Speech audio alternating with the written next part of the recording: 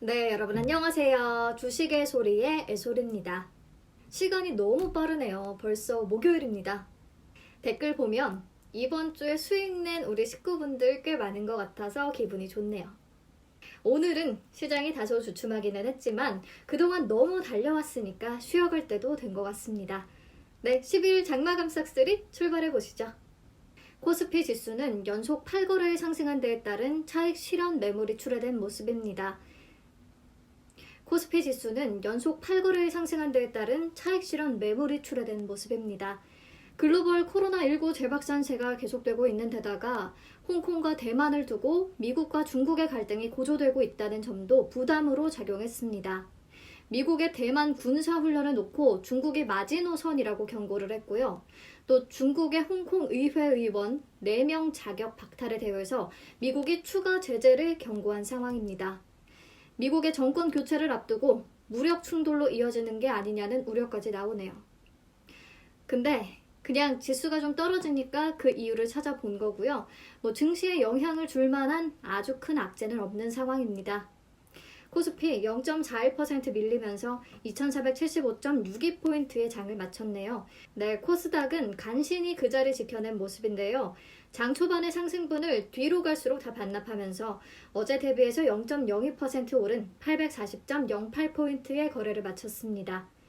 네, 투자자 매매 동향 보시면 코스피 시장에서는 개인과 외국인 보기 좋게 주식을 사들였죠. 외국인이 반도체와 자동차 위주로 계속 담고 있는 상황이고요. 기관은 또 팔기 시작이네요. 오늘 8,600억 원 넘게 팔아 제꼈습니다. 코스닥에서도 마찬가지인데요. 개인과 외국인 동반 순매수했지만 기관이 5거래일 연속 순매도하면서 상승폭이 제한된 모습이죠. 기관 왜 이렇게 팔죠 또? 아무튼 외국인 순매수 탑5 종목 보시면 코스피 1위는 삼성전자, 2위는 SK하이닉스, 3위는 현대차, 4위는 기아차, 5위는 LG생활건강이고요. 코스닥 1위는 삼천당제약, 2위는 YG엔터테인먼트, 3위는 클래시스, 4위는 동진세미캠, 5위는 엑세스바이오입니다. 기관 순매수 탑5 종목은요. 코스피 1위 삼성전기, 2위는 아모레퍼시픽, 3위는 두산중공업, 4위는 현대백화점, 5위는 만도고요. 코스닥 1위는 삼천당제약, 2위는 LNF, 3위는 YMC, 4위는 워닝머티리얼즈, 5위는 페트론입니다. 보면요. 외국인과 기관, 코스닥 순매수 1위가 똑같이 삼천당제약이죠. 그래서 오늘은 삼천당제약 한번 같이 볼게요. 자, 삼천당제약은요. 우리가 흔히 인공 눈물이라고 부르는 일회용 점안제를 포함해서 각종 안과 질환에 특화된 제약사입니다. 2012년에는 140억 원을 투자해서 DHP 코리아가 보유한 일회용 인공눈물 생산시설을 인수하기도 했는데요.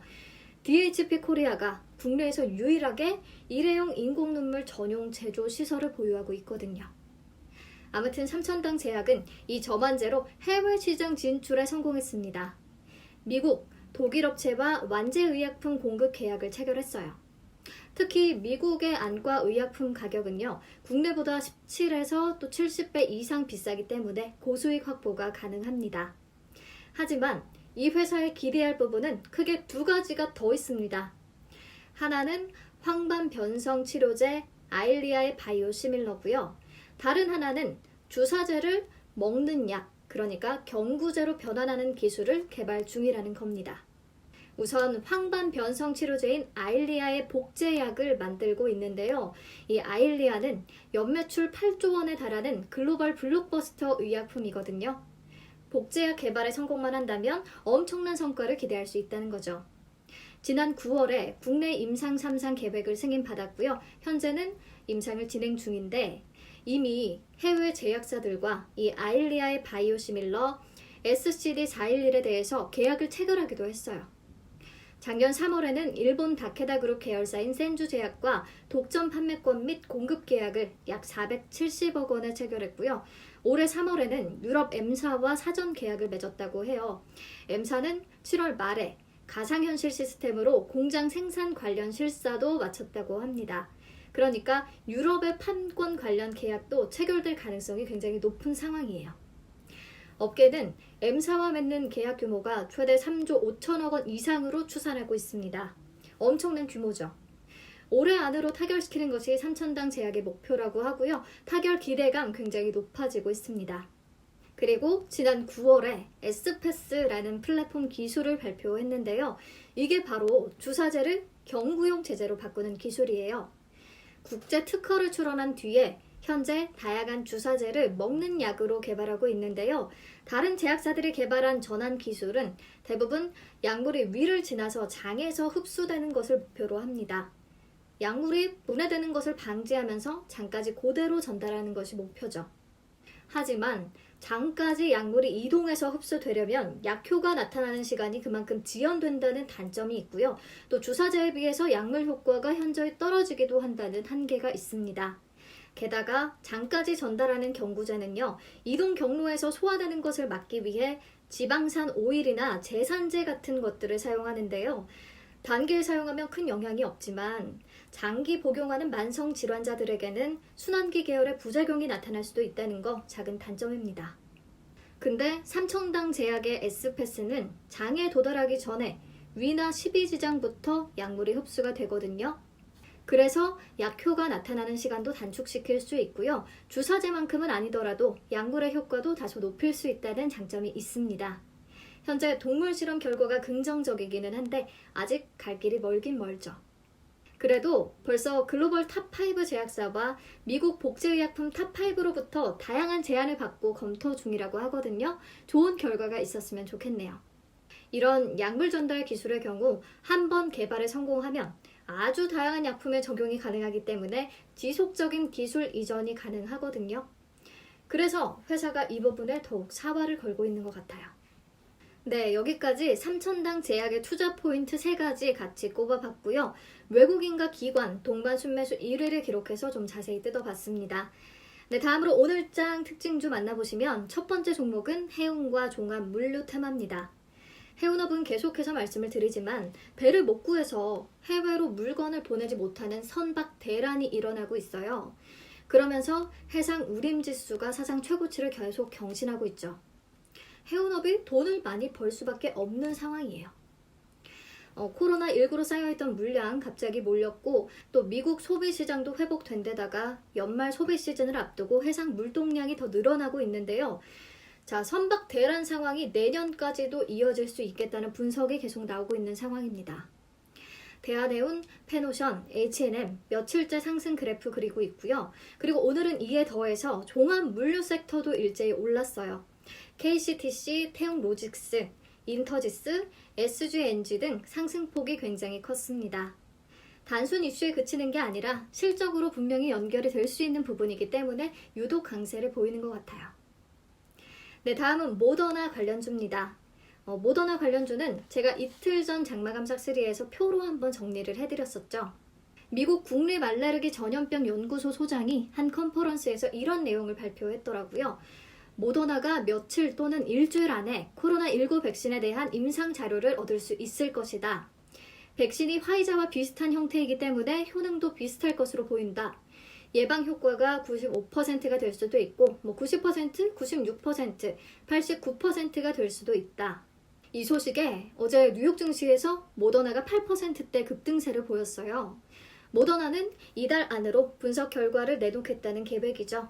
이렇게 되면서 오늘 화이자의 시대가 가고 모더나 시대가 열렸습니다. 파미셀, AB프로바이오, 엔투텍, 바렌손, 소마젠 모두 올랐습니다. 네, 다음은 화장품 관련주인데요.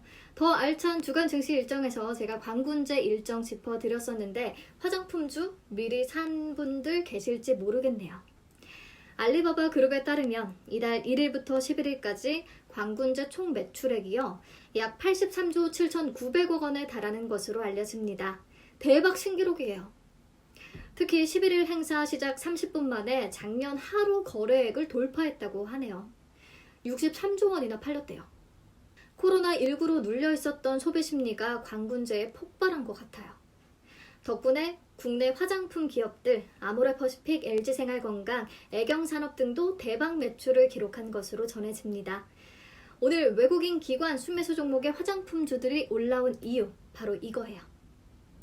네, 그리고 언론에 따르면요. 중국 정부가 이달 말 또는 다음 달 초중순쯤에 시진핑 주석이 방한하는 방안을 준비 중이라고 하거든요.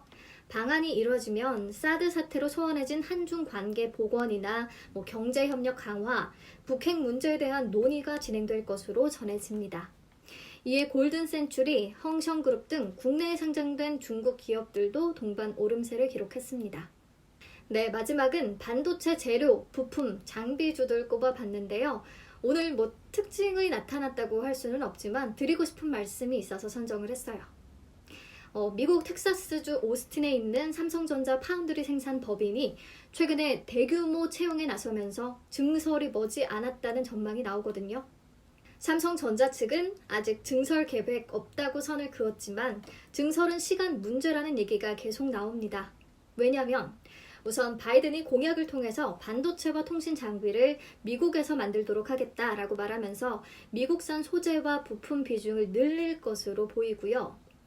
삼성전자가 최근에 퀄컴, 엔비디아의 계약을 따내면서 한국의 파운드리 공장에서 물량을 대기에는 조금 빠듯한 상황이 됐어요. 그리고 대표 경쟁사인 대만 TSMC가 애리조나에 5나노 공장 건설 계획을 발표했거든요. 그렇기 때문에 삼성전자가 뒤처지지 않으려면 증설을 고려할 수밖에 없는 상황이라는 거죠. 근데 꼭 증설을 하지 않는다고 해도 내년에 반도체 업황 회복 기대감과 삼성전자의 파운드리 확대 전략 이런 것들을 볼 때 반도체 소재, 장비, 부품주들은 계속해서 관심을 가져야 한다고 말씀을 드리고 싶어요. 오늘 특히 외국인은 동진 세미캠을, 기관은 워닝 머트리얼즈를 많이 샀잖아요. 동진 세미캠은 포토레지스트 국산화에 성공한 기업이죠. 포토레지스트는요, 웨이퍼에 빛을 쫙 쪼여서 반도체 회로를 그릴 때 필수 핵심 소재입니다. 그리고 워닝 머트리얼즈는 각종 특수 가스를 생산하는 업체인데요. 반도체와 디스플레이 증착, 식각, 세정 이런 여러 공정에서 다양한 특수 가스들이 사용이 되거든요. 미세 공정화로 이 특수 가스의 역할과 비중이 더 커지는 추세입니다. 관심 종목에 두 종목 다 편입해 두시면 좋을 것 같아요. 네, 넘어가서 오늘장 거래량 급증 종목 보시면 대부분 앞에서 언급했던 종목들이고요. 11위의 TK케미칼은 대한해운의 지분 11.8%를 보유하고 있다는 부분 부각되면서 매수세가 몰렸습니다. 다른 종목들은 참고해서 한번 보시고요. 다음으로 시간의 단일가 특징주들 만나보도록 하겠습니다. 한진그룹이 산업은행과 아시아나항공의 인수를 추진한다는 기사가 떴네요. 금호그룹주들 일제히 시간의 단일가 시장에서 급등세를 보였습니다. 그 밖에 다른 종목들도 화면 통해서 내용 챙겨가세요. 네, 오늘도 좋은 정보만 쏙쏙 뽑아 드리려고 노력을 했는데 도움이 되셨을지 모르겠네요. 주식의 소리 식구분들 오늘 모두 고생 많으셨고요. 장마감 싹쓸이와 함께 하루 잘 마무리하시고 오늘도 좋은 꿈 꾸시길 바랄게요. 내일 다시 만나요.